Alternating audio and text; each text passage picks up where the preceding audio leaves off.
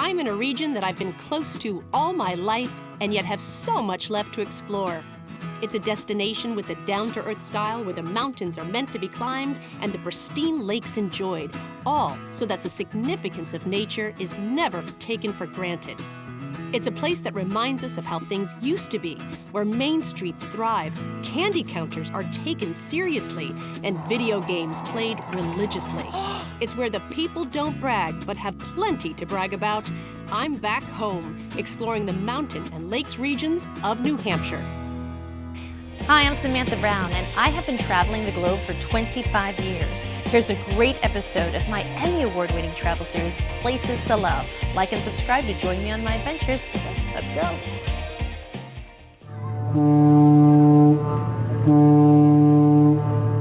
I am from the state of New Hampshire. I grew up here, moved here when I was in the 2nd grade, spent my entire school life here, graduated from college, and then moved to the Big Apple. But my family still lives here, and even though I am from this state, we always spent all of our time along the coastline. I never spent any time here in the lakes region or the mountains region, so everything I'm about to do is just completely new to me, and I just think that is wicked awesome. Ladies and gentlemen, welcome to Lake Winnipesaukee. This is New Hampshire's largest lake and the 3rd largest natural body of fresh water entirely within a single state. How many years has this vessel been making this journey? This vessel's been on this lake making this journey since 1940. Wow. And you yourself are a fixture of this lake, a real icon of this area. That makes me feel old. Just appreciated. Yeah, just appreciated. Sure. Captain Jim Marash has been working with Mount Washington Cruises for 40 years and is now part owner. What do you love most about this lake? It's ever-changing. It could be a beautiful sunny day, dead calm with glass-like water conditions, or it could be a day like today where the sun's shining bright. You got a little bit of a chop from a northwest wind, which what we call diamonds on the lake as they shimmer, and it could be rainy or whatever, but even that's beautiful. I grew up in New Hampshire. To this day, I still don't know how to spell Winnipesaukee. Not a lot of people do. It's a Native American word. What does it mean? One translation meant beautiful waters in a high place. Okay. And the other one was Smile of the Great Spirit. I'm going to go with Smile of the Great Spirit because I think anybody that comes up here and experiences the lake, it puts a smile on their face. Right by the largest lake in New Hampshire is the largest arcade in the world. The Funspot has over 600 coin-operated games, including 300 classic video games that make up the American Classic Arcade Museum, and it's been owned by one man for over 65 years. I'm Bob Lawton, and I've lived in New Hampshire my whole life. And running Funspot is the best job in the world, I can tell you that. So Bob, I'm going to try not to be distracted talking to you, because walking into a place like this, I feel like my parents just gave me $5 and I can just play and do whatever I want. As you see, my hands are doing this now. I'm getting a little antsy, because as soon as you start talking about video games from 1981 to 1986, that, Bob, that I peaked. So the arcade, Bob, is my mecca. It's amazing how as soon as you walk through your doors, you turn into a 10-year-old kid. Does that ever get old, seeing children's faces light up when they come into your business? Are you asking me that? I am. You know I love kids. I walk through this building and I can't hardly walk by a kid. I carry a pocket full of tokens all the time, and I give them to kids.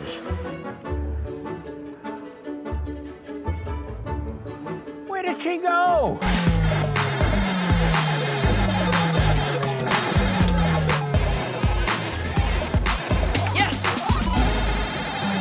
I started Funspot in 1952 with a loan from my grandmother, whom I lived with, of $750. Bob started with a small mini golf course and grew Funspot to be an entertainment center with arcade, bowling alley, skee ball, and vintage bumper cars. But what he's most proud of is his Landmarks of New Hampshire miniature golf course. Every one of these is a really important part of New Hampshire. If I'm looking at the North Conway Railway Station, how old is that structure? That was probably made 65 years ago. Oh my gosh. And So it's historic in its own way, right? It's based on a historic building, and the mini golf structure in itself is totally historic. it's all historic.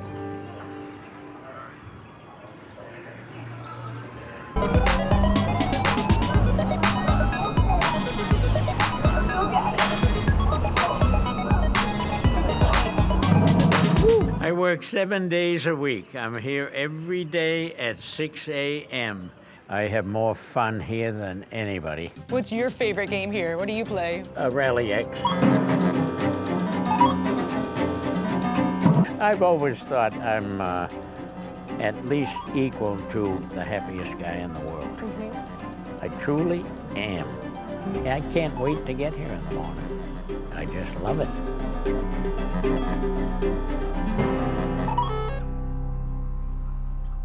I think I lost her.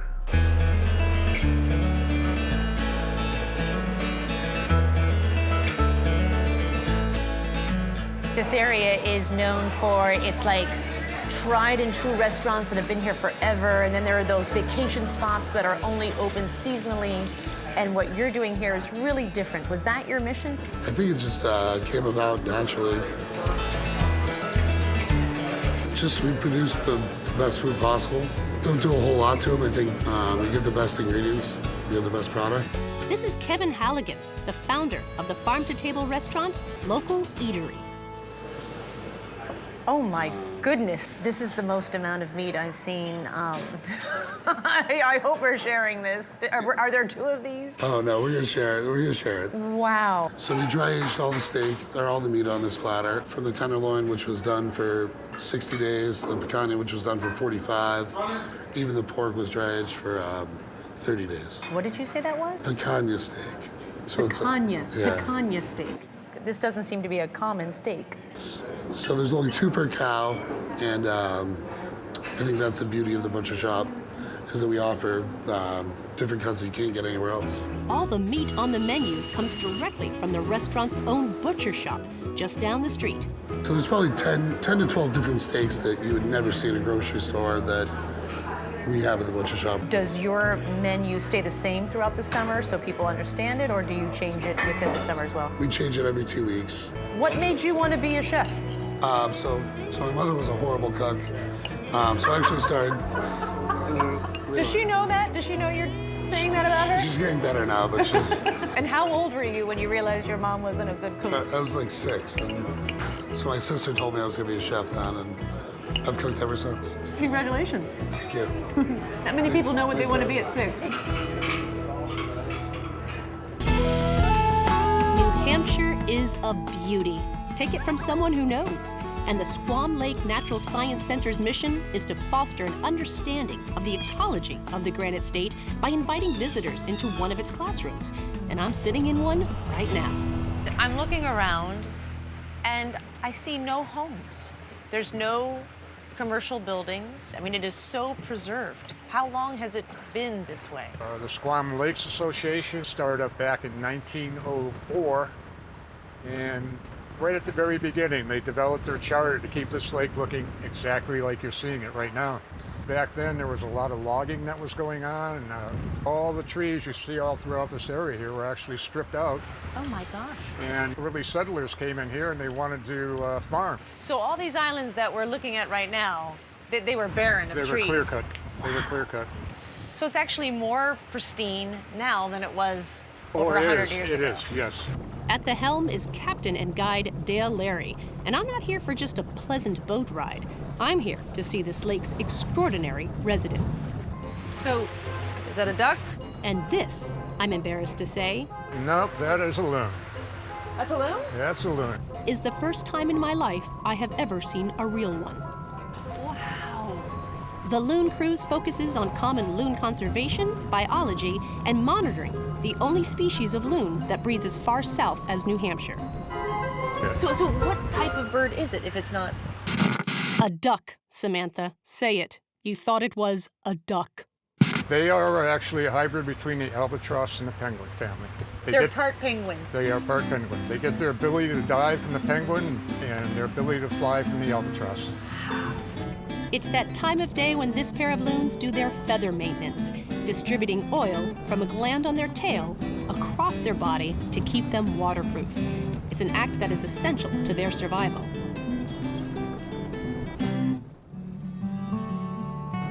Squam Lake isn't just famous for its birds. The Oscar-winning movie On Golden Pond was filmed on location at this house. Henry Fonda, Jane Fonda. Henry Fonda, Jane Katharine Fonda. Hepburn. Yes. And you might remember Katharine Hepburn being obsessed with the loons, Norman, the loons. This is why.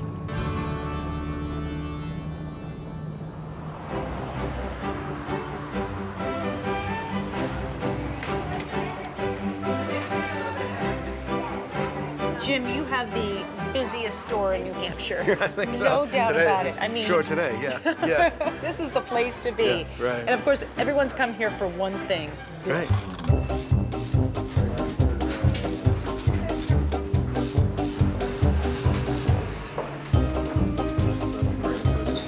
It's the world's longest candy counter. Guinness Book of World Records, 112 feet. That is incredible. 112 feet of 112 candy feet. jars. 600 jars. Wow. 600 jars. Does this walk along your candy counter count as a hike in New Hampshire? Yeah, you're not getting a lot of elevation here, but it's a good warm-up.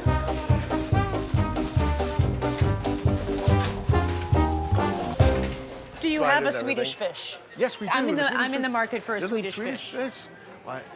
He can't find the Swedish. I can't. Hey, here, our fish Yay, is right next to me. all right. It's right I've got my glove. Right at foot 19. The And 19th foot 19, I love it. 19th foot, Okay. yeah. I'm just gonna grab him. I'll pay you later. Don't worry about it. What are you going for? You're going for the sours, huh? Yeah, I love sour candy. Where are you from? I'm from Massachusetts. Okay. It's kind of a family tradition that we always come here. So, and this is the first time like just me and my niece came because I can drive now. So Oh, it's kind of a special day for us. That's wonderful. So this is sort of your rite of passage. You're Oh, yeah. independent, you're an adult, and the first thing you do is go to a candy store. Yeah. I remember being a kid that this is where you learned about budgeting money. Your parents gave you a certain amount, that's all you had, and it was up to you. Yeah, you've got to make your decisions with 600 options. Whew, problem Yeah, solving prioritize. at its sweetest. Prioritize, yeah. By the sea, by the sea, by the beautiful sea. Oh, how happy you'll be. When each wave comes rolling in, people duck or swim, and we'll float and look around the water. I'm Mucho Solomon. My husband and I have owned a business on Main Street for 41 years. I get together with a couple of friends and my husband Dan on bass, and we play ukulele, and we are called the Mother Pluckers. Walking into Northern Lights Music, you are struck by how seriously the guitar is taken. One of their rooms is humidified. And then there's the American room, where all the guitars were made in the USA. You have some of the most beautiful, expensive guitars in the area. Why ukuleles? You can like put it on your back, you can take it to the beach, you can take it hiking, you can stuff it in your backpack. And they're affordable. I mean, And musical they're instruments are affordable. expensive, and Yeah. this is a nice kind of. Our ukulele started about $40. Great. Get the And kids it's a- interested. I love to be beside the sea, beside the sea, beside the seaside, by the beautiful sea. You run this with your husband. How did you meet? He came to my dormitory with his guitar and a six-pack of beer, so. The rest is history.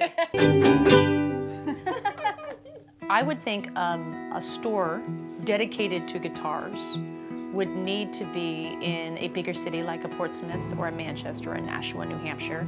Well, the internet helps a lot, and a lot of people visit the White Mountains, and in their travels they come in and see us. Some people are just passing through and discover us, which is really cool because they'll walk in and they'll go, "What's this doing here?" At Northern Lights, you'll find love and passion for these instruments. There are hundreds and hundreds of guitars, and Dan can play every last one of them.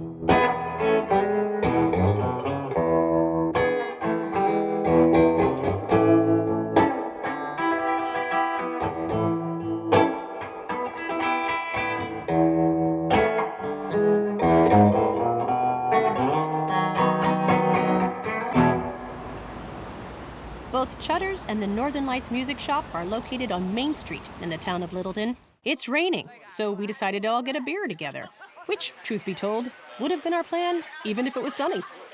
Here's a little New Hampshire trivia. How do you spell Winnipesaukee? Down from Main Street, in a converted 18th century grist mill on the Omni River, is Schilling Beer Co. Open for 7 years, it serves European-inspired beers in a perfect setting, rain or shine. How do you spell Winnipesaukee, Lucho? Oh, no. No, you can't look because you... I-N-N-I-S... And... How do you spell Winnipesaukee? W-I-N-N-A... I didn't get it either. That makes it, I don't know, 49 years that I haven't known how to spell that word. That's crazy. So I why start now? If anything, I at least helped create a new drinking game in my home state. Live for your die. If Littleton, New Hampshire is considered the gateway to the White Mountains, then this marks that you have arrived. The storied beauty known as the Mount Washington Resort of Bretton Woods. Even the interiors are breathtaking, and being a Grand Dame hotel, it's meant to be explored. And its items of another time, enjoyed. There are so many elegant seating areas that I'm busy scheduling them in my head. So I'm going to be having my morning paper and coffee in the princess room, afternoon cocktails out on the lawn, of course, and then for my nightcap, a dram of whiskey in front of the fire under the moose. It's going to be challenging, but I think I'm up for it. Out here on the veranda, you have this spectacular view that looks out over the presidential range of the White Mountains. Now, the presidential range represents the highest peak of the Whites, and they form this beautiful amphitheater of space where this resort is at center stage. This is the star. And you're looking out at the mountains, and the mountains are looking back and admiring you.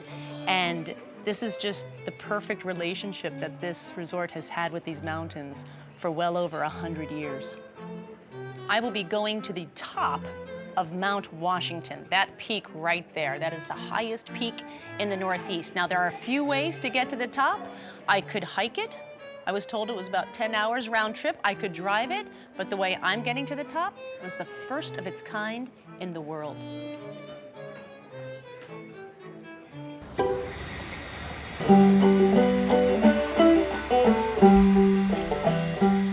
How long does it take to get to the top? It's about an hour with the steam locomotive. It takes 37 minutes with the new diesel locomotive. Wow. The steam locomotive goes about 2.8 miles an hour. What about the speed of me on a bike going up the hill? I'm Joe Eggleston. I've worked here on the Cog Railway for 27 years. I lost my hearing to spinal meningitis when I was 9 years old. And as a little boy, I always had a dream of operating a steam locomotive. The Cog Railway made it possible. Now, this cog train, this cog railroad, was the #1 in the world. Yes, it was. There were no cog railroads before this one. I would have thought the Swiss would have beaten us. It was here in New Hampshire, and it was right after the Civil War. That is incredible. When this was built or originally dreamed up, did people think the idea was crazy? When Sylvester Marsh, who invented and built the Cog Railway, applied for a charter from the state legislature back in the 1850s, they thought he was crazy, and they granted him a charter to build it to the moon. So ever since then, it's been known as the Railway to the Moon.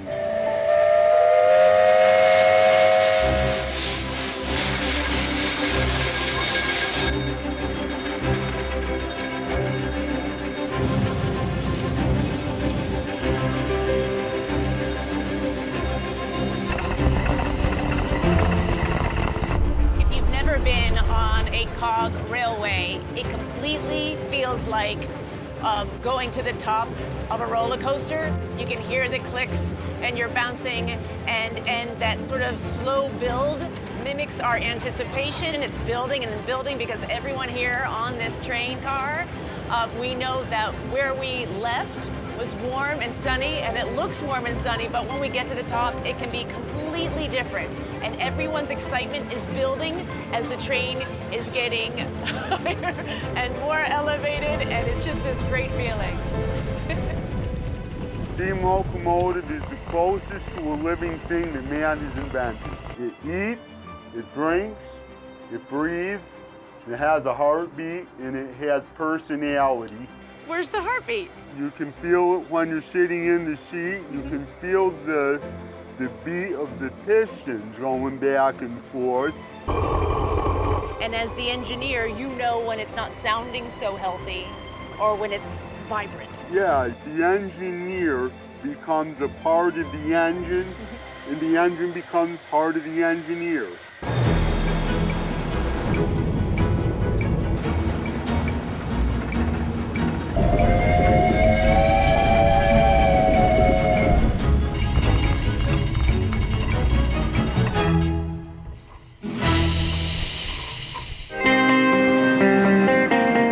We've arrived, and even though it's a sunny, brilliant day, the temperature tells a different story. As you can see, I've had to add a few layers. It's pretty windy and cold up here. Where we started down at the base was about 72 degrees. It's 45 right now with a gust of, I don't know, heavy gusts of wind. But of course, one of the bragging rights to coming up to the summit is that it's known to have the worst weather in the world. And it can literally happen anytime, like snow, sleet, gusts of winds, like climbers train for Everest and K2 here. Now, having said that, there's a lovely gift shop snack bar where you can get a cup of coffee and bathrooms. But it's amazing being 6,288 feet above the earth on a mountain, and there's a lot going on. There's a lot to do, so let's set out and explore. I've lived here in New Hampshire all my life, and I'm telling you, it's the best place in the world to live. The lakes and the mountains, everything is beautiful here. When I went in the legislature, my first bill was to put live free or die on the license plates. And I always felt that that represents the people in New Hampshire very well. I love being in New Hampshire because of the mountains and the rivers and the intensity of the weather. If you don't like the weather, just wait a minute. It'll always be entertaining. I never tire of the view up there. You can go up there as a tourist. You can go up there as a resident that lives here and loves this area, taking in a view that stretches all the way to Canada and New York State. When the natural beauty of a destination can one moment thrill you, then relax you. When the people you meet have a way of doing the same. When you get to come back home to a place that formed you. That is when we share a love of travel. And that's why the lakes, the mountains, and all of New Hampshire are places to love.